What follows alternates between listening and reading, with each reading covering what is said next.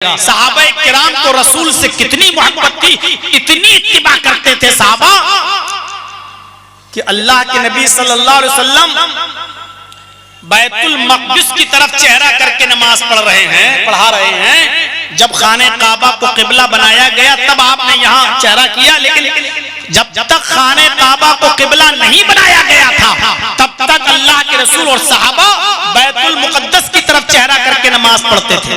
आज भी जो लोग सऊदीया में हज या उम्रा करने जाते हैं, मदीना जब जाएं तो वो एक ऐसी मस्जिद है वहां जिसका नाम है मस्जिद क़िबलतैन, दो किबलों वाली मस्जिद। गए होंगे बहुत से लोग, हज करने गए होंगे, उम्रा करने गए होंगे, तो वो उस मस्जिद में भी गए होंगे। मदीना में है ये मस्जिद जिसका नाम है मस्जिद क़िबलतैन, दो किबलों वाली मस्जिद। इस मस्जिद में अल्लाह के नबी ज़ुहर की या असर की नमाज पढ़ा रहे थे और बैतुल मुक़द्दस की तरफ आपका चेहरा था। नमाजी की हालत में अल्लाह के नबी सल्लल्लाहु अलैहि वसल्लम को हुक्म होता है, जिब्राइल अमीन आते हैं कि किबला बदल दिया गया है, अब बैतुल मुक़द्दस की तरफ चेहरा नहीं करना है, अब खाने काबा की तरफ चेहरा कर लो। नमाजी की हालत में अल्लाह के नबी और सहाबा का चेहरा बैतुल मुक़द्दस की तरफ था। नमाजी की हालत में आप पलट गए और आपने खाने काबा की तरफ अपना चेहरा किया। जब आप घूमे तो सहाबाए किराम जितने थे वो अपने आप पीछे पीछे अल्लाह के रसूल के पलट गए और नबी के पीछे चले गए। पहले ये किबला है तो ऐसे सब नमाज पढ़ रहे हैं, अल्लाह के नबी, ये सहाबा, और जैसे ही किबला इधर किया गया तो ऐसे अल्लाह के रसूल इधर हो गए तो सहाबाए किराम पीछे। और जब नमाज खत्म हुई, अल्लाह के नबी ने जब सलाम फेरा, अस्सलामु अलैकुम व रहमतुल्लाह, अस्सलामु अलैकुम व रहमतुल्लाह, किसी एक सहाबी ने ये नहीं कहा अरे अल्लाह के रसूल ये क्या हुआ है, आपने ऐसा क्यों किया? नहीं, हम तो उसी तरफ रुक करके नमाज पढ़ेंगे, हमारे बाप दादा तो जहां चेहरा करके नमाज पढ़ते आए हैं हम तो वही चेहरा करके नमाज पढ़ेंगे। आज कोई बात हो जाए ना, कितना मुश्किल काम है। ये फर्ज नमाज के बाद दोनों हाथ उठाकर मस्जिद में आज भी बहुत सी जगहों पर हम देखते हैं दुआ होती है, और जब कहा जाता तो वहां अरे मौलाना साहब ये लोग नहीं मानते हैं, मोहल्ले वाले नहीं मानते, गांव का मुखिया नहीं मानता है, कह रहा हमारे बाप दादा से जो चला आ रहा है वो होगा, तो मैं नमाज पढ़ाना हो पढ़ाओ, नहीं तो रास्ता लो, मजबूरी है। आज भी हम बहुत सी चीजें खत्म नहीं कर पा रहे हैं बाप दादा के नाम पर। बाप दादा से जो चली आ रही है वो हम करते चले आएंगे।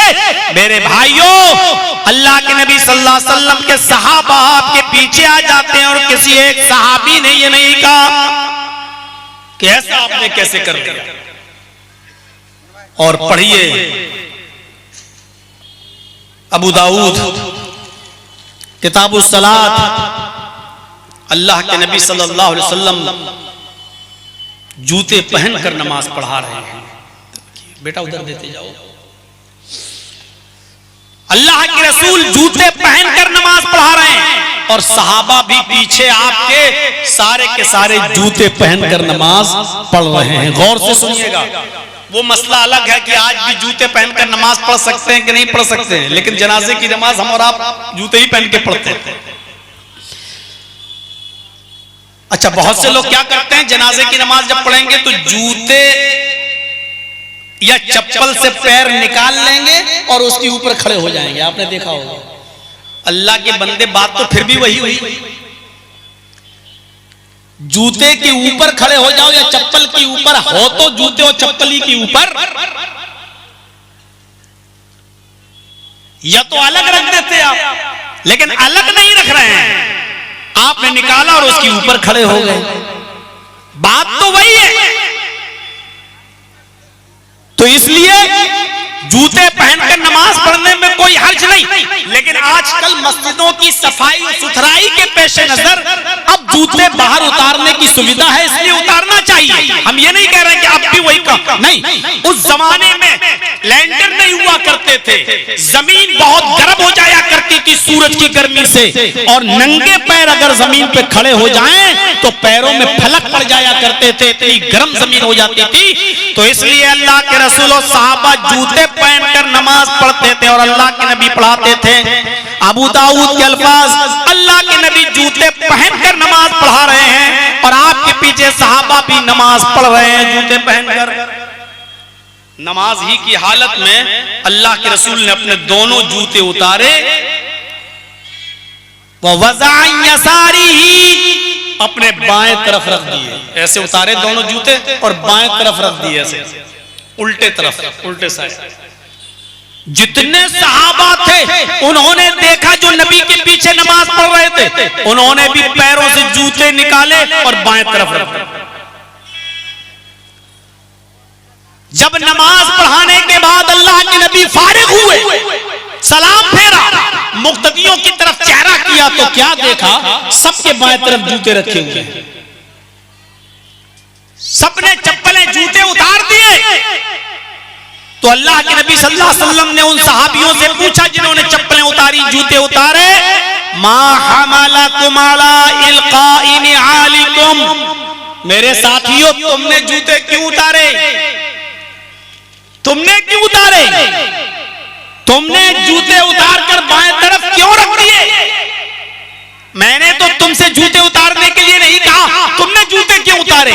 तो सहाबा का कितना सच्चा जवाब था, उससे पता चलता है कि सहाबा नबी की कितनी इत्तिबा करते थे। सहाबा का सीधे सीधे जवाब ये था कि अल्लाह के नबी, हमसे आप ये सवाल कर रहे हैं कि हमने जूते क्यों उतारे?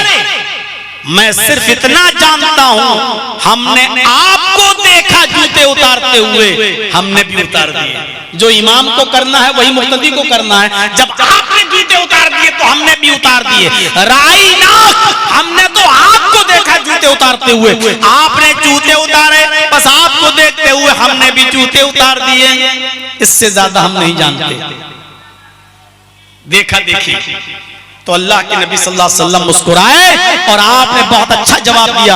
आपने फरमाया, मेरे साथियों, मैंने जूते इसलिए उतारे क्योंकि नमाज के लिए मैं खड़ा हो गया और नमाजी की हालत में जिब्राइल अलैहिस्सलाम मेरे पास आए और जिब्राइल अलैहिस्सलाम ने बताया, आए मोहम्मद सल्लल्लाहु अलैहि वसल्लम, आपके जूतों में कज़रन औ अज़न, या तो गंदगी लगी हुई है या तकलीफ देने वाली कोई चीज आपके जूते में लगी हुई है। कोई गंदी चीज आपके जूते में लग गई है और आप उसी को पहनकर नमाज पढ़ रहे हैं, इसलिए जूते उतार दीजिए। जब जिब्रील ने मुझे ये बताया कि मेरे पैरों में जो जूते हैं उस जूते में गंदगी लगी हुई है, तो इसलिए मैंने अपने जूते उतार दिए।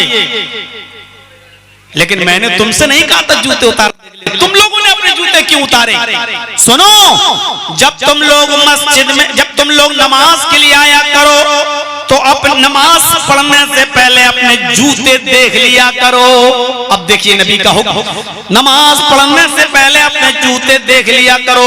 अगर उन जूतों में कुछ गंदगी लगी हुई हो, तकलीफ में चीज लगी हुई हो, तो जमीन पर पड़ी हुई मिट्टी पर अपने जूतों को रगड़ लिया करो। जमीन पर पड़ी हुई पाक मिट्टी उन जूतों की गंदगी को पाक कर देगी, उसको जाहिल कर देगी। जब तुम नमाज के लिए आया करो तो अपने जूते देख लिया करो।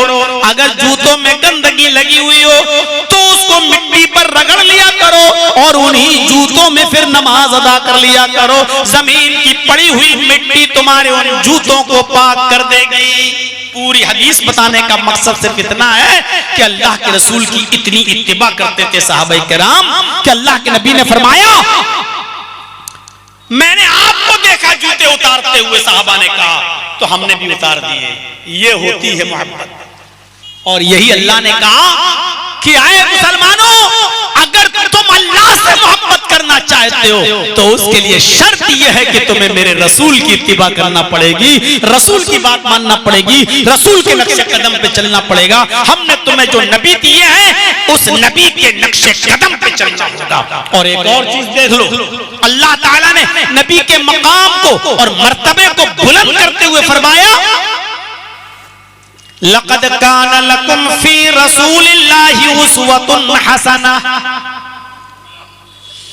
लक़द कान लकुम फी रसूलिल्लाहि उस्वतुन हसना।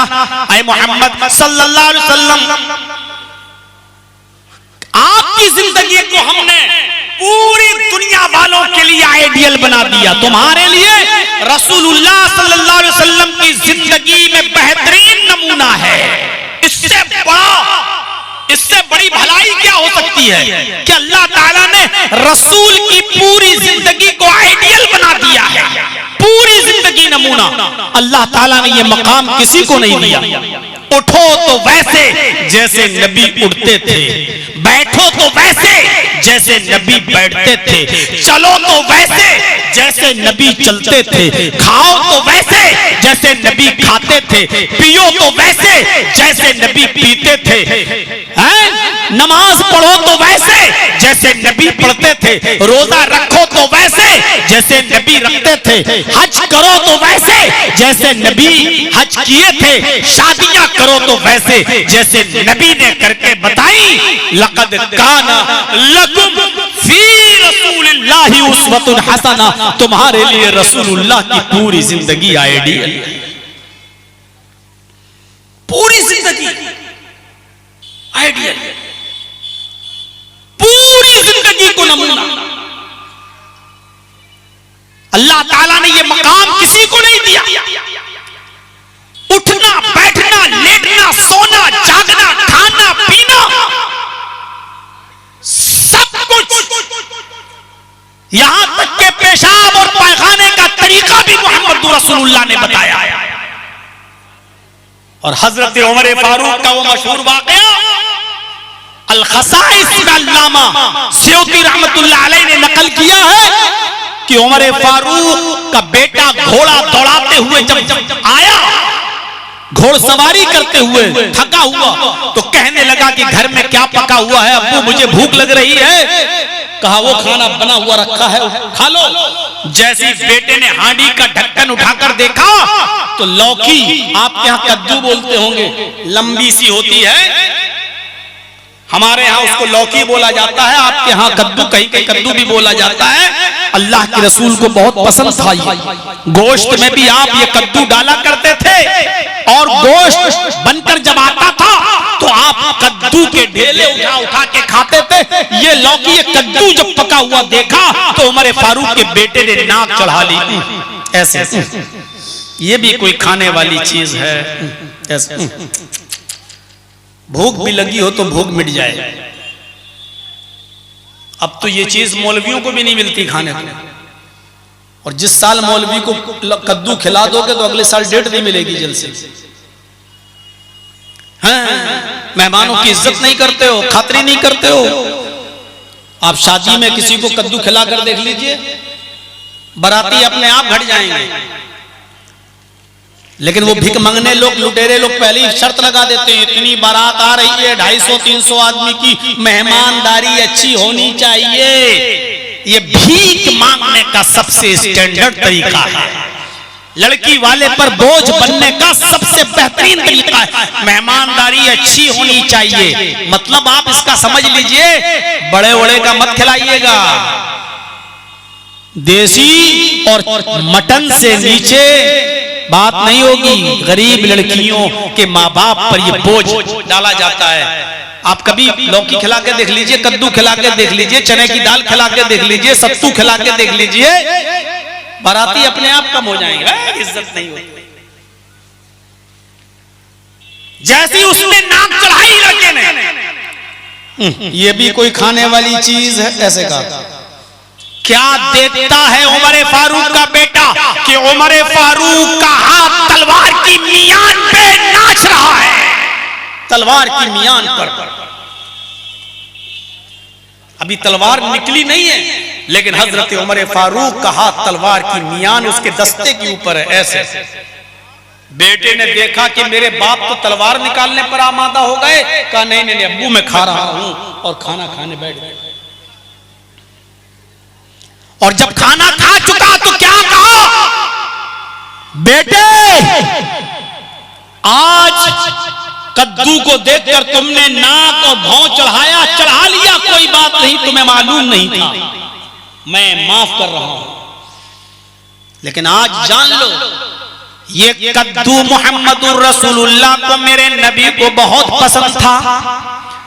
गोश्त के अंदर भी आप ये डाला करते थे। मैंने अपनी आंखों से देखा, जब गोश्त बन के आता था तो कद्दू के ढेले उठा उठा के अल्लाह के नबी खाया करते थे। ये मेरे नबी की पसंदीदा ग़िज़ा है। अगर आइंदा इस सुन्नत से मुंह मोड़ा, मोहम्मद रसूलुल्लाह की महबूब ग़िज़ा से अगर नाक और मुंह चढ़ाया तो उमर की तलवार होगी और तेरी गर्दन होगी। मैं तेरी गर्दन को तन से जुदा कर दूंगा। मैं ये नहीं देखूंगा कि कटने वाली गर्दन मेरे बेटे की है, बल्कि ये सोचकर मैं तेरी गर्दन मार दूंगा, ये मोहम्मदुर रसूलुल्लाह की महबूब ग़िज़ा से नफरत करने वाले की गर्दन है। मैं नहीं कह रहा हूं कि बहुत से लोग हो सकता ना पसंद हो, नहीं खाते हो, लेकिन मैं ये बताना चाहता हूं कि अल्लाह के रसूल जो खाते थे उससे भी मोहब्बत थी। हजरत उमर फारूक ने अपने बेटे से अंदाजा लगा सकते, पूरी जिंदगी को नमूना बना दिया। हम देखें उठना बैठना लेटना सोना जागना खाना पीना आज हमारा कहां है, किसके तरीके पर है।